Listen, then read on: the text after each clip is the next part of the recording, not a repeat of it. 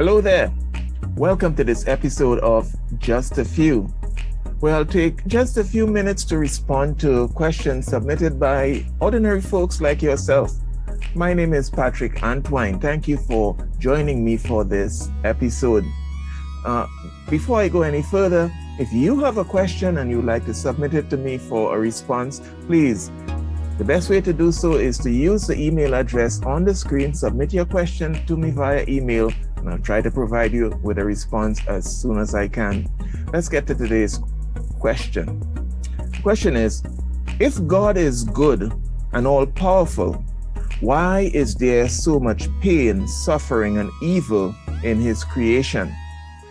That's a very philosophical question. It has been asked by people down through the centuries, skeptics and critics of the Christian faith, the Bible, unbelievers. They love to ask questions like these. So it's a valid question, and let me try to provide a brief response to it. Normally the argument goes like this. If God is good, he must hate evil, and he will do something about it. If he's not doing anything about it, then he's not good. That's the argument. Secondly, the argument goes on like this. If God is all-powerful, he must have the ability to stop evil. And if he isn't, maybe he's not all-powerful. So the argument concludes that since evil and suffering and pain is evident all around us, then it must be either that God is not good or he is not all-powerful. And he's tolerating evil and can't do anything about it. Well, my initial response to an argument like that is, who says those are the only options? What if there are other reasons why evil is in the world, even though God is good and all-powerful? Those can't be the only options because those are the only ones you want to consider. God may choose to allow evil and suffering and pain because they facilitate his greater and grander purpose that we may not understand with our finite minds. No one of us is bold enough to think we have all knowledge. And there are many things we don't know about God and about the ways of God. So not because we don't understand the purposes and the ways of God doesn't mean that God doesn't have a purpose for allowing suffering and pain. He has. And I often tell people, when we think along these lines, like God does not care about these things, pain and suffering, and so we need to understand he is acting in compassion all the time with our best interests at heart.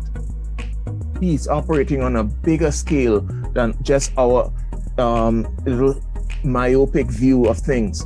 When we think God is doing nothing, the Bible tells us he's really doing everything because he causes all things to work together for good to them that love God and are called according to, again, his purpose. I want to take you to a couple of verses in the Old Testament to help you to understand the ways of God, that you will not think that God is not acting or he is not good. The book of Genesis chapter 42 is where we find the account of the sons of Jacob having gone down to Egypt. They didn't recognize that Joseph, their brother who they had sold off at age 17, was the governor over Egypt, and that he was sort of setting them up and replaced their money in their bags. And when they got back to Canaan to their father Jacob, they found that their money was there and they were scared. They were wondering what to do. And when they got back there to Egypt, eventually they were arrested and accused of being spies, and they had to leave one of their brothers, Simeon, behind and go back and tell their father what was happening and bring their youngest brother. If you read the story, you might be familiar with it. And in Genesis chapter 42, verse 36, we see a statement made by Jacob concerning how he felt about all of these events, what was happening to his family, the pain he was going through. He had already in his mind lost Joseph as a youngster. Now Simeon is under arrest in Egypt, and the brothers are being told they need to bring back Benjamin, and Jacob is all upset. And in verse 36, it says, and Jacob, their father, said to them, you have bereaved me. Joseph is no more. Simeon is no more. And you want to take Benjamin? And listen to what he says next. All these things are against me. Have you ever felt that way? That everything is just working against you. Where is God? He doesn't care. All of these circumstances are against me. Look at how much suffering and pain I'm going through. Doesn't God care? What he didn't realize is all these things were being used by God for Jacob and his descendants' benefit.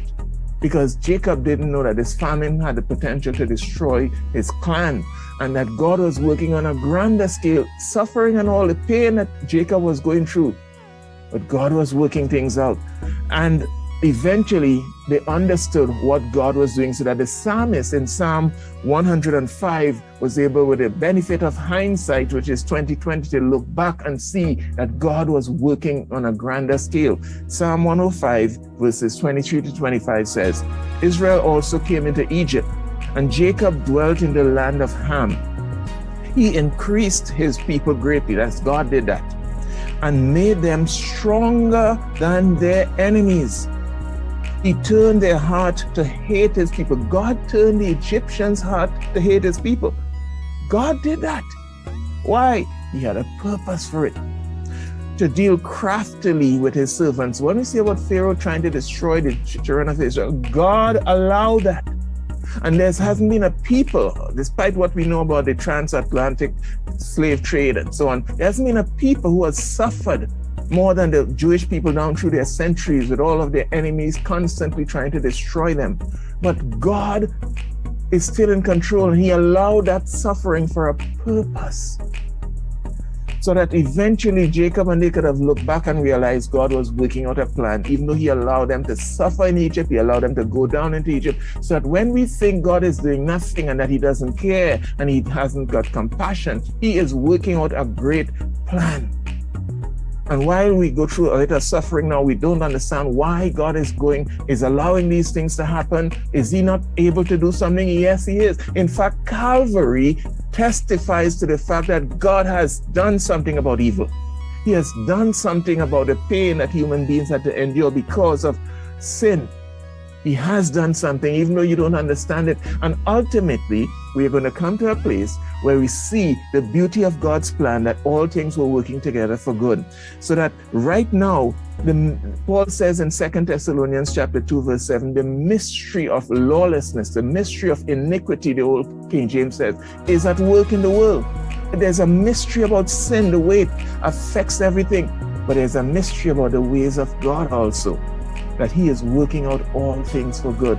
So that you need to understand what the Bible's message is concerning sin and suffering and the ways of God, even though we don't understand them, and sin is a mystery, suffering is a mystery to us. Why does the good things happen to bad people and bad things happen to good people and so on? It's a mystery. Why do innocent children suffer? We don't understand it, and we don't understand why God allows it. It is a mystery, but that doesn't mean that God is not all-powerful and that he's not good. Let me end by saying this. The way things are right now is not the way they were originally, and deep in our hearts, we know it. That's why all of creation groans right now. We're looking forward to something better. We know this is not all God has to offer. And the Bible said this is not the way it was originally. Second, the way things are is not the way they are going to be forever. That's the good news of the Bible.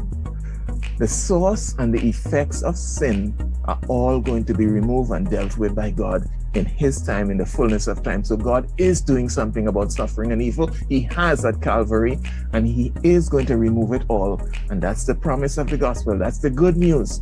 My name is Patrick Antoine. That's my response to that question. Thank you for viewing. Grace and peace be multiplied.